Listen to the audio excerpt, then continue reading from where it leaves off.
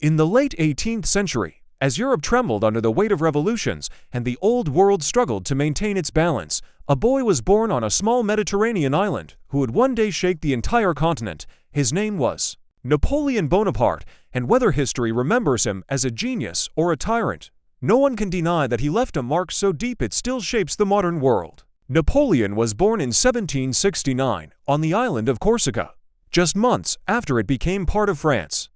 Though his family had noble roots, they were far from wealthy. As a child, Napoleon was small, serious, and fiercely ambitious. He was sent to mainland France to study, where he discovered his greatest strength, an extraordinary talent for mathematics and military strategy. His teachers often said he seemed born not merely to understand the art of war, but to transform it. When the French Revolution erupted in 1789, Napoleon was still a young officer.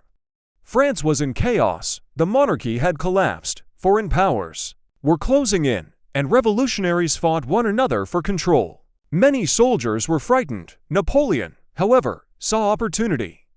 In the new France, talent mattered more than birth, and he had talent to spare. His chance came in 1793. During the siege of the port city of Toulon, the French army needed someone brave and, perhaps a bit reckless, to retake the city from royalist forces. Napoleon stepped forward. His sharp tactics and bold maneuvers won the battle, earning him fame throughout France.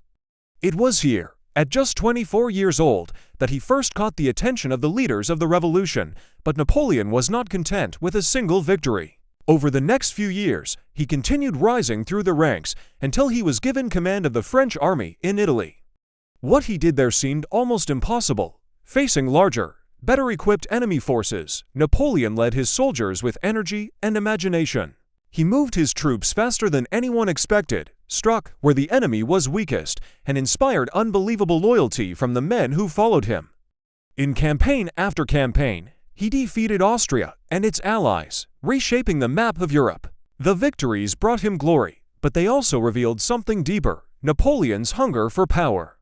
He envisioned himself not only as a general, but as a figure destined for greatness. In 1798, he launched a dramatic expedition to Egypt. Though his military goals there were mixed, the mission produced one of the most important archaeological discoveries in history: the Rosetta Stone. Napoleon's soldiers may not have conquered the Middle East, but they opened a window into ancient civilizations that had been silent for centuries. By the time Napoleon returned to France, the government was collapsing again.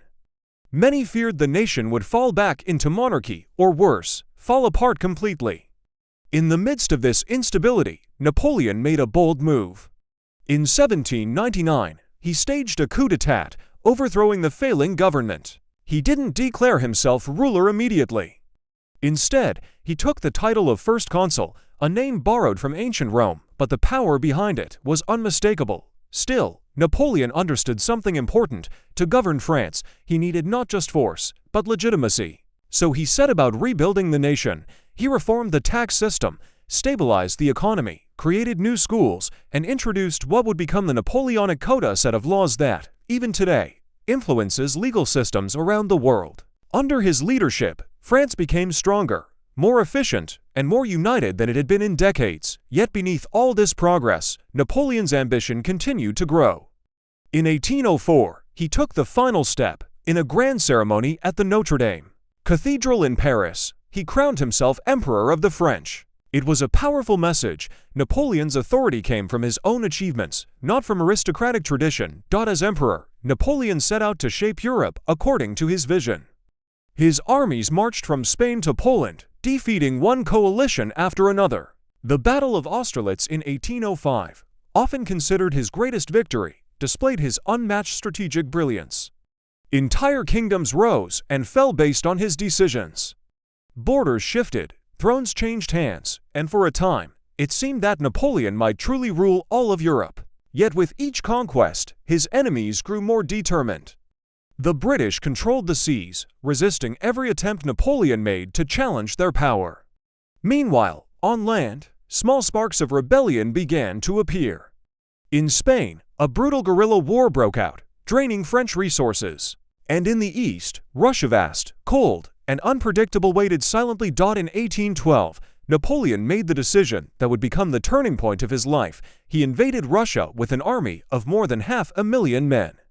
At first, it seemed the campaign might succeed. The French advanced deeper and deeper, fighting the massive but retreating Russian forces. But Napoleon had underestimated not the Russian army, but the Russian land itself. As winter approached, the temperatures plunged to unimaginable lows. Supply lines stretched thin, food ran out. The roads disappeared beneath snow. The Russian army burned villages and crops, giving the French nothing to survive on. Disease spread through the ranks. By the time Napoleon ordered a retreat, it was too late. Of the hundreds of thousands who marched into Russia, only a small fraction returned. The myth of Napoleon's invincibility had shattered. One by one, his enemies rose against him. Britain, Austria, Prussia, and Russia united to defeat a common threat. Napoleon fought bravely. He was still a masterful commander, but his strength had been broken in the snow of Russia. In 1814, he was forced to abdicate and was exiled to the island of Elba, off the coast of Italy. Many believed this was the end of his story. But Napoleon Bonaparte was not a man who accepted endings easily. Less than a year later, he escaped Elba and sailed back to France. To the shock of Europe, soldiers sent to arrest him instead joined him. As he marched toward Paris, his army grew larger with every mile. For one brief moment, Napoleon returned to power, a period now known as the 100 Days, but fate had already turned against him. The great powers of Europe mobilized one final time. In June 1815, Napoleon met the Allied armies at the Battle of Waterloo. It was a violent, muddy, desperate fight. Napoleon's tactics were brilliant, but the Allied forces led by the British Duke of Wellington and the Prussian General Blucher held their ground.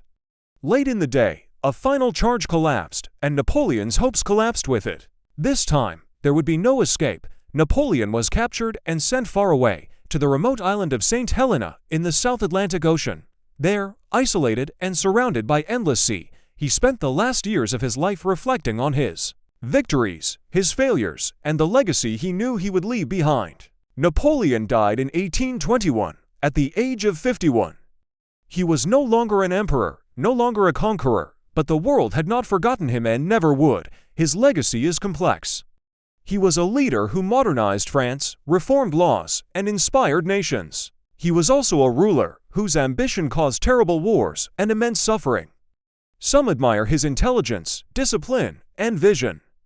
Others condemn his hunger for power and the destruction he left in his wake, but perhaps the truth lies somewhere in between. Napoleon Bonaparte was, above all, a man who refused to accept the limits of the world he was born into. He rose from an island nobody paid attention to and reshaped the destiny of millions. He changed warfare, politics, education, law, and the very structure of Europe. Whether seen as hero or villain, he remains one of the most captivating figures in human history. And as long as people are drawn to stories of ambition, brilliance, and the dramatic rise and fall of empires, the story of Napoleon, small in stature, yet towering in influence, will continue to echo across the centuries.